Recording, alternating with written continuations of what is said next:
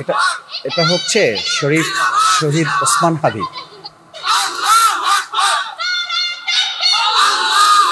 তার কাঁধে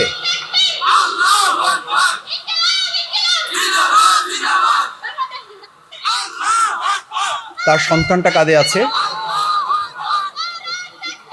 এই অবস্থায় সে দুটো কথা বলেছিল,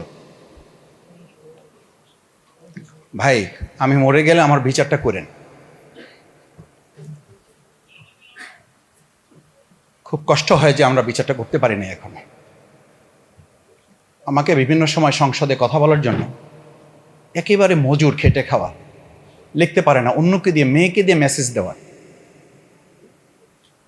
মাসুদ ভাই সংসদে ওসমান হাদির বিচারের জন্য কথা বললেন।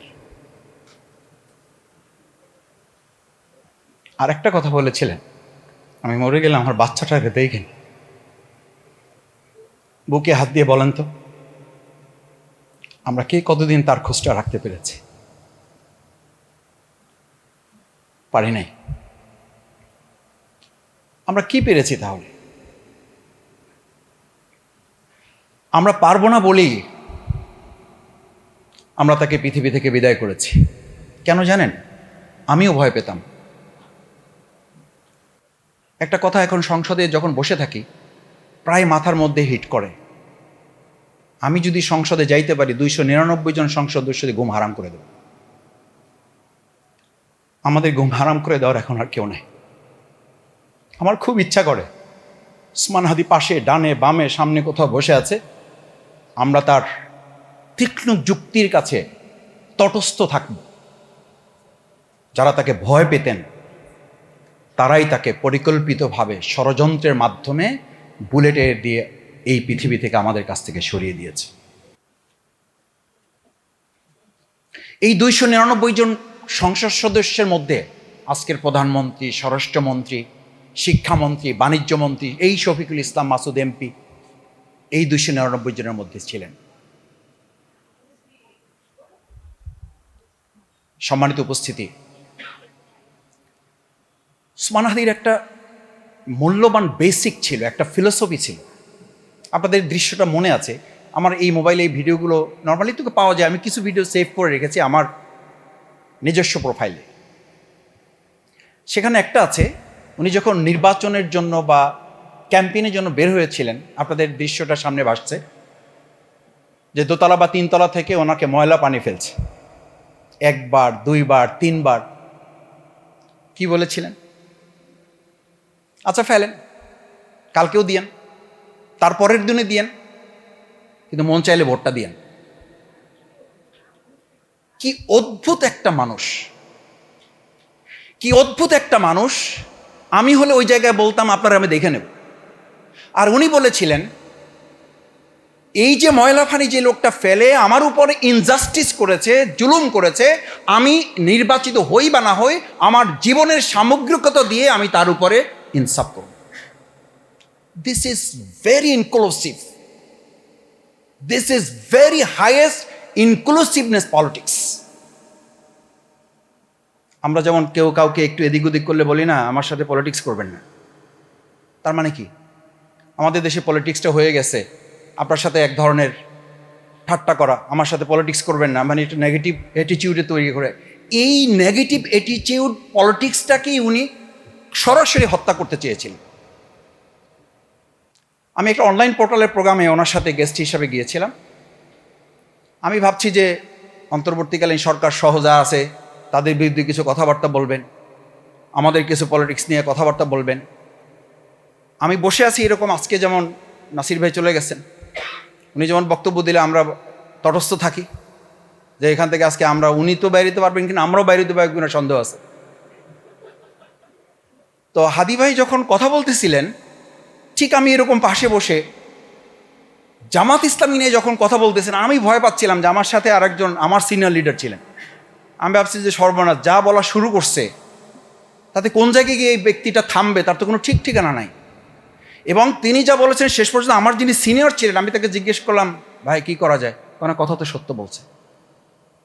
এই যে সত্যটা বলার এক অদম্য বাসনা তার ছিল, এই বাসনার জায়গা থেকেই আমাদের এই প্রজন্মকে দায়িত্ব নিয়ে আমরা এগিয়ে যেতে চাই। সেই এগিয়ে যাওয়ার একটা ফজর ক্যাম্পেইন, দেখেন আমরা আজকে বলি না দ্বিচারিতা, মুনাফিকি, এই জায়গাটা থেকে নিজেকে মুক্ত করার একটা চমৎকার বরকতময় ফজর ক্যাম্পেইন। আমি শুধু তার থেকে মানে পলিটিক্যাল ফিলোসফিটা নিচ্ছি না, আমি স্পিরিচুয়ালিটিটাও তার থেকে নিচ্ছি। আমি তো প্রতিদিন এক মসজিদে নামাজ পড়ে আমার জন্য চ্যালেঞ্জ, মসজিদে গিয়ে জামাতে নামাজ এক মসজিদে ফিক্সড। আপনি ট্রাই করেন না, কতদিন পারছেন আপনি, আমি কতদিন পারছি। উনি এক এক দিন এক এক মসজিদে সালাতের ফজর আদায় করার জন্য প্ল্যান করেছিলেন এবং যেতেন এবং মানুষের কাছে পৌঁছতেন। এটা ছোট ব্যাপার না। শেষ ওনার স্পিচটা কি ছিল, আমি 33 বছর 32 বছর বয়স আমার কাছে ব্যাপার না, বছর আমার কাছে ব্যাপার না, যে কটা দিন বাঁচবো সে কটা দিন যেন আমি হেজিমেনিজমের বিরুদ্ধে যেন আমি কথা বলেছি। আধিপত্যবাদ শুধু প্রতিবেশী আধিপত্যবাদ না, আধিপত্যবাদ আমার দেশের কালচারাল ফেসিজম, আধিপত্যবাদ আমার দেশের পলিটিক্যাল, আমার দেশের ইকোনমিক্যাল, আমার দেশের ফরেন পলিসিতে সবগুলো আধিপত্যবাদের বিরুদ্ধে তার লড়াইটা ছিল অত্যন্ত স্পষ্ট এবং সেই জায়গাটা আমাদেরকে আজকে ধারণ করতে হবে। আমি ডাকসুকে ধন্যবাদ জানাই যে লেখাগুলো তারা লিখেছে। দুর্ভাগ্য না যে আমাদের বর্তমান রাষ্ট্র তার এই কথাগুলোকে আমরা পারি না, আমাদের ভাষণেকেও তো আমরা মূল্যায়ন করতে পারি নাই, আমাদের মেজর জলিলকে তো আমরা মূল্যায়ন করতে পারি নাই। আমাদেরকে দুর্ভাগ্য রাষ্ট্র, যেই রাষ্ট্রটা মরে যাওয়া ছাড়া আমাদের কোনোভাবে আমাদেরকে কেউ ওন করতে চায় না। মরে যাওয়ার পরও একটা জায়গায় গিয়ে আমরা তাদেরকে থামিয়ে দিই। এই থামিয়ে দেওয়ার কারণেই লক্ষ্য করেন যে আজকে আমাদের কথা ছিল ওসমান হাদির শুধু ডাকসু বই বের করবে না, রাষ্ট্রীয়ভাবেও তার কারিকুলামটাকে বা তার পলিসিটাকে, তার ফিলোসফিটাকে, তার স্পিরিটটাকে, তার ড্রিমটাকে আমরা কারিকুলামের মধ্যে এডুকেশন পলিসিতে আমরা নিয়ে আসব।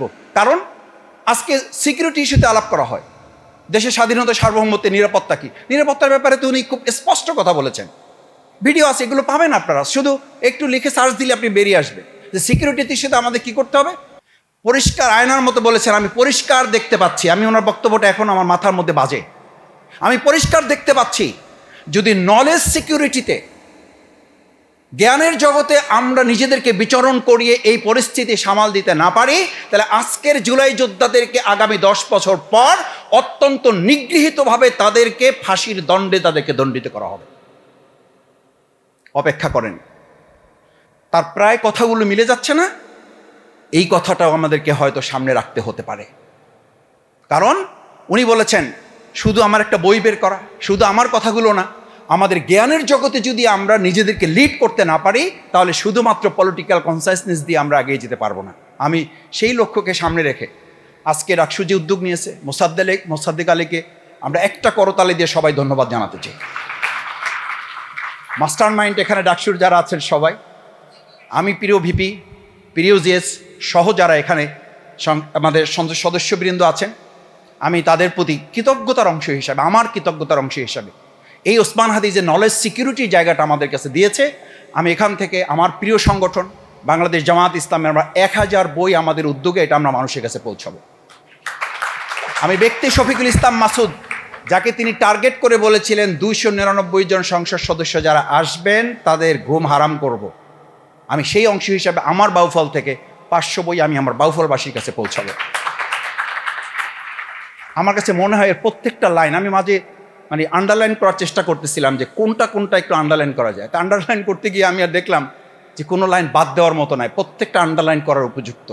এই উদ্যোগ ডাকসু নিয়েছে, সাহিত্য সাংস্কৃতিক বিভাগ নিয়েছে, তাদের সবাইকে আবারও অন্তঃস্থল থেকে কৃতজ্ঞতা জানিয়ে, এই ওসমান হাদি শুধু ব্যক্তি না, তারা টার্গেট করেছে তার ড্রিম, তার ফিলোসফি, তার পলিটিক্স, তার অ্যাক্টিভিটি, তার ডেস্টিনেশনটাকে তারা টার্গেট করেছিল। আমি স্পষ্ট করে বলতে চাই, যারা ব্যক্তিকে টার্গেট করে তার আইডিওলজিকে হত্যা করতে চেয়েছিলেন, বারবার প্রমাণিত হয়েছে ব্যক্তিকে হত্যা করে আদর্শকে হত্যা করা যায় না, আমাদেরকেও থামিয়ে দেওয়া যাবে না। স্যালিউট আপনাদের যারা উদ্যোগ নিয়েছেন, আবারও ধন্যবাদ জানিয়ে আমার কথা শেষ করছি। আল্লাহ হাফেজ।